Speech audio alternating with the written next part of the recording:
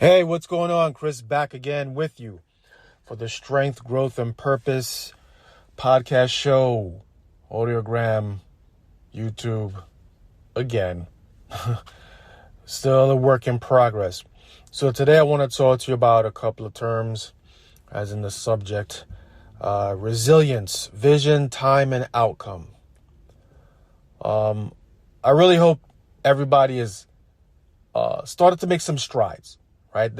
This is maybe, above episode 10 now. I hope you're taking some of these, these tools, these lessons, these snippets, these sound bites, and really, moving you to do something with yourself, because that's what they're for. All right. So, getting back into the topic, right? Resilience, vision, time, and outcome. I'm going to tell you about a time when all those things were in my life all at once. And this was a time where I was living by myself. Prior to living by myself, I was roommating with somebody, then I got my own place. And then what happened is my apartment got robbed in the Bronx, New York. And I lived with friends for a little bit. And then I decided I'm tired of living with them, and I'm just tired of the whole position that I placed myself in by living with them. So I had to go back home. And home for me at that time was back to my parents' house, right? Back to Brooklyn, New York. I was working, full-time job. I think my oldest daughter was still in Florida or moving back to New York, something like that. So that had all that going on. But before going into, the details about that, I could tell you one thing or a few things about myself. I've always been looked at or over as the underdog, right? I've got maybe a handful of friends, realistically 4, that really know me. And they know that when I get really quiet, I'm not talking to anybody, that means that all my comebacks are going to be stronger than where I was before. And in this story, you'll hear how I fucking really struggle living on, on my own at one time, and then had to backtrack back to, our parents' house. So at this time, right, moved back, working full time at a place in the city. So it's one of those things where you really never know what's going to happen to you, and it really shows who you are as a person, because of the fact that now I'm going back to an area where I left, where I thought I'd never go back, where I never thought I'd be, right? Went back home because I didn't like where I was at. I had to suck it up and say, all right, I'm going backwards, to take a step backwards. And it wasn't fun. It wasn't fun. But I can tell you this as well. The handful of people who I were around at that time, who I'm no longer in contact with right now, they were more happy to see me be able to go backwards than forwards. Let me repeat that again. Those people that were around were more happy for me to go backwards than forwards. That's a good lesson to learn and be cognizant of the people that are around you. So I ended up going back home, right? It was probably spring until maybe a solid 6 months. So where I grew up was in Brooklyn, New York. I grew up in the New York City Housing Authority, which, AKA for the people who are in New York or people in major cities, that is the projects, the PJs, right? And my parents were still there. My father was home. My mom, I went back to my old room. I saw people who I thought I'd never see. And those people were happy to see me back where they thought I should be, right? So I had to take those hits, right? And while I took the hits, I made sure I did two things. One, I got up early as possible and I went straight to work, right? Before I could even interact with anybody around there, because I was very, very adamant about I'm not fucking staying here, right? So get up in the morning before, maybe by 7 o'clock I was out the door. I didn't have to be at work till like 9 a.m. So I'm out the door at 7. It took me an hour to get to work in Manhattan. So I'm sitting around, waiting around either in the lobby or I'm outside in the cold, right? Because I just didn't want to be around those fucking people anymore, right? Then I would say, okay, let me wait until maybe like spring. You figure still like it's, getting dark around 6 o'clock, right? Boom.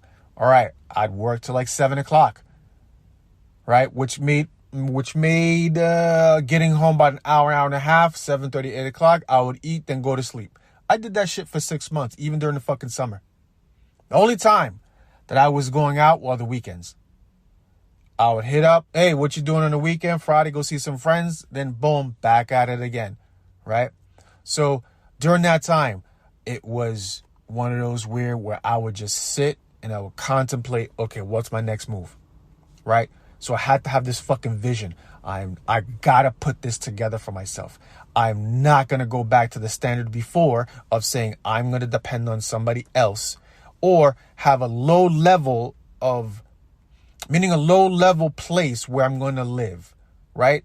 Stack some money, make sure I can afford it. I had a pretty good, decent job. Avoid freaking wasting the time, right? Avoid anything that would, deviate from the fucking outcome and just be laser focused and triple and quadruple down on where I had to go.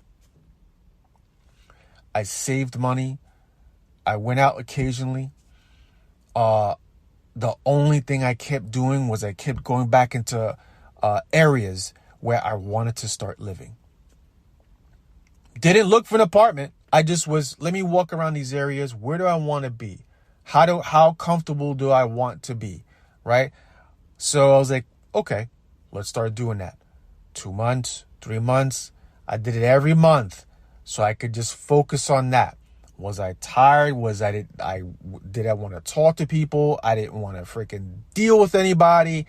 Oh man, it was horrible for me, but it was temporary, right? So I had to have resilience.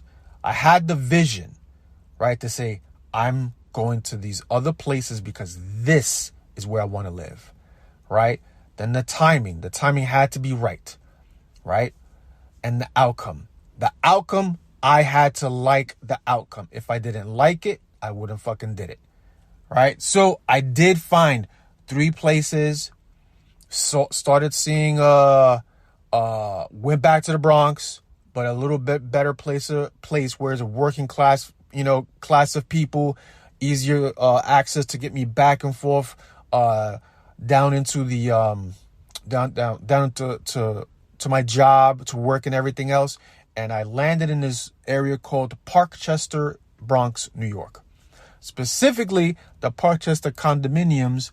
And I actually rented a place from someone who owned an apartment and the landlord worked at the United Nations. So here comes another tidbit, right? I had an opportunity to buy the place. I didn't buy the place because I was uneducated, right? I didn't have the resources. I didn't have the knowledge. So again, if you have an opportunity, sit with the opportunity for a little bit more and see what you can do. Maybe sometimes opportunity isn't there, but the knowledge and the experience you're going to gain from it will help you. So here we go. So back to getting this new place. It took me 2 months to even get somebody to listen to me in Parkchester. 2 months. Why? Because, hey, listen, I'm coming from Brooklyn, New York, right? I'm of the minority persuasion, right? There's a stigma with, people of color here in New York. So then what I did to avoid that stigma is instead of paying 1 month's rent, 1 month's security, I paid 2 months rent and 2 months security just so that they understood, hey, listen, I'm ready to go. I have cash. Here we go. I've got a good job. And I had to meet with this person 2 or 3 times. Saw the apartment. I was like, hey, you know what? I'm going to move. The day of the move, let me tell you, 2 people showed up to help me move back where I wanted to be. And the other people, remember I told you earlier, some of those people didn't want me happy, but they were happy to see me go backwards. I didn't get in touch with those 2 people. So, got back. Up in the Bronx. Very nice apartment for myself. I was saying, okay, let me get the minimal stuff. You know, had a futon, then I got a bed, then I got a dresser, then, little stuff. But I was sleeping on a fucking mattress. I was sleeping on a fucking futon for now. I didn't have anything. Apartment was empty. I had a lock. I had a key. I had a bathroom. I had clothes. That's it. Right? Let me tell you what happens in about 2 or 3 months. People found out that I moved back up to the area where they couldn't get into at the time. I was like, oh, okay. Well, hey, you guys want to come over? You want this? You want that? Sure. Okay, you guys want to come over? All right, go, come on over. People came over. Of course, you think they're going to bring shit with them? Nope. They came over, just try to see what was going on, see what I was going to give them. They loved the apartment. They were like, wow, this is really nice. 1 or 2 people were like, yo, you need a roommate? I was like, nah, fuck you. Get out. That shit ain't happening. No way. Why? Because I remember those people. I remember those people distinctly. And again, this is a story because you have to understand, you know what, where you sit with people, how you sit with people. You know, it's not easy, right, to go through these trials and all this nonsense and obstacles, but people are fickle. So again, resilience, vision, time, and outcome. Those are the 3 things that you're going to have to do to deal with on anything that you freaking think is worth it for yourself. If you're in a relationship, resilience, vision, time, and outcome. A new job, resilience, vision, time, and outcome. You want to get in shape. Again, resilience, vision, time, and outcome. I know this wasn't like the usual things that I put out, but I figured just to put this out so that people understand. You know what? You can start over at any given time and you can freaking continue to win. If you need to start over for a short period of time, you can do it. Remember, you always have to view the person in the mirror, chin check that person, and realize that that person is the sole individual that you're going to be with for the rest of your life, and you have to like that person in the mirror. All right, that ends the story. You still have time. Still have time. Remember, resilience, vision, time, and outcome. Through the story, you heard versions of that. Have a great day.